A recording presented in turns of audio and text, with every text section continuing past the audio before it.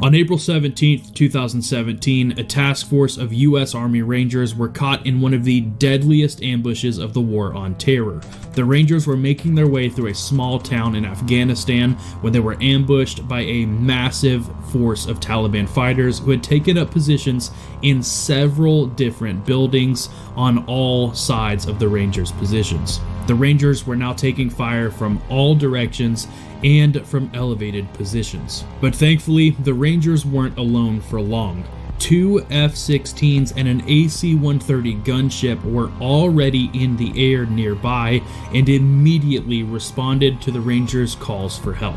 The AC-130 gunship and both of the F-16s completely emptied all of their weapons, leveling multiple buildings inside the town and killing numerous Taliban fighters. But the Rangers on the ground were still outmanned, outgunned, and running out of time. So the 2 F-16s and the AC-130 gunship quickly made their way back to base to get rearmed and refueled so they could make their way back out to help the Rangers. Luckily for the Rangers, at a nearby base, 2 F-16 pilots, Craig Andrel and Adam Furman, were ready to come to their rescue. The 2 pilots had been closely listening to the situation over the radio, anticipating that they might need to get involved as well. And when they heard that the AC-130 gunship had completely emptied all of its weapons, which is almost unheard of, they knew it was their time to get moving. F-16s are equipped with a high-tech communication system that directly links with the JTACs on the ground with the Rangers. And the JTACs can send essentially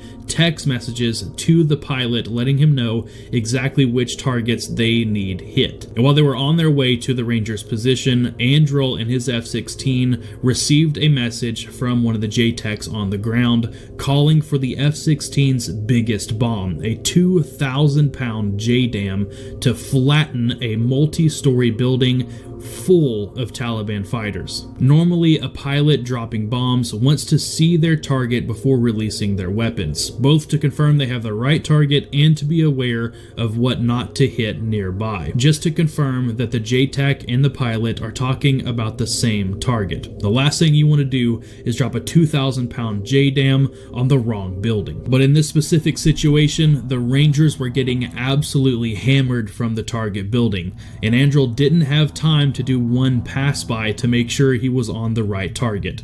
So he just trusted the JTAC on the ground and dropped the bomb as soon as he went over the target. And within 8 minutes of taking off from the runway back at base, he had dropped his first JDAM on the target. This time, about 15 seconds to impact.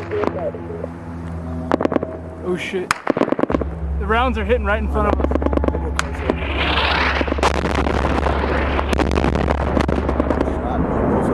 And immediately he heard over the radio, "Good hits, good hits." The target building was completely flattened along with all the terrorists hiding inside. And from that point on, the F-16s just kept doing pass after pass after pass, dropping everything they had on the Taliban forces. Within minutes of arriving on target, both F-16s had dropped all of their bombs and were left with only their 20mm Vulcan cannon.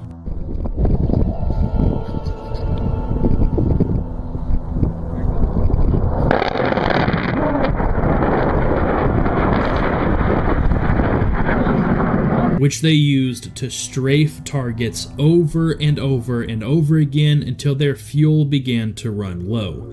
While on these types of missions, the F-16s refueled one at a time, one sprinting away to gas up from a nearby tanker, while the second stayed overhead to protect the Rangers. They decided that Andrel would be the first to peel off and go refuel at a nearby tanker. But while he was approaching the tanker, a thought occurred to him. Even with more gas, he'd have no more bombs to drop. But the spare F-16 back at base was fully loaded. So he quickly radioed back to base to make sure the spare jet was available.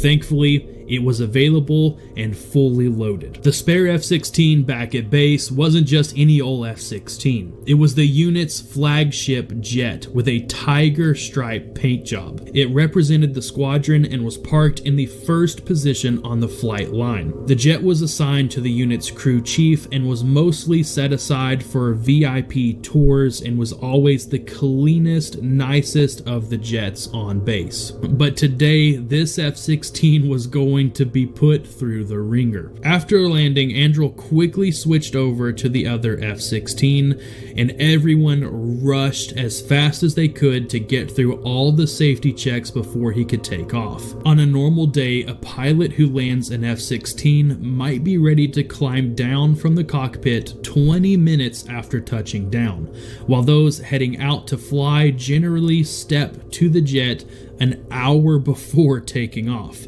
From touchdown to wheels up, Androl was on the ground at Bagram Base for just 39 minutes. As Androl approached the target with his new fully loaded tiger striped F-16, he received another message from the JTAC on the ground. This one was very similar to the first. The Taliban had dug in tight to another large building, and they wanted the 2,000-pound JDAM once again. And once again, without actually seeing the target for himself, Androl dropped the bomb on his first pass over the building. Bombs out. Bombs away. I'm gonna get my arm blown off. I'm so getting chicken. Oh my god! That shit was a fucking bomb.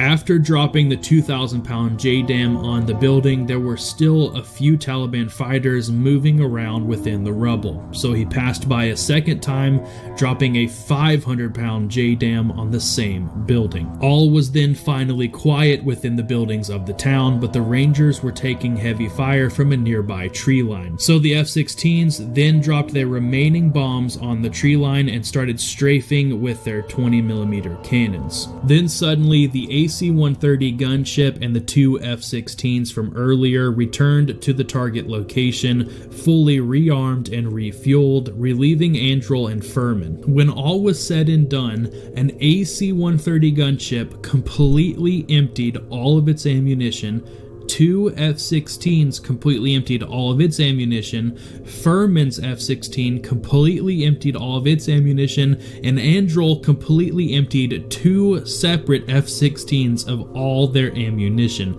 That is an unfathomable amount of bombs being dropped on a single town. Needless to say, that was not a good day to be a Taliban fighter. But I hope you guys enjoyed the video. Thank you so much for checking out. Definitely go check out the Patreon link down in the description for more uncensored combat footage and uncensored versions of these YouTube videos. But I hope you guys enjoyed it. Thank you so much for watching, and I'll see you all in the next one.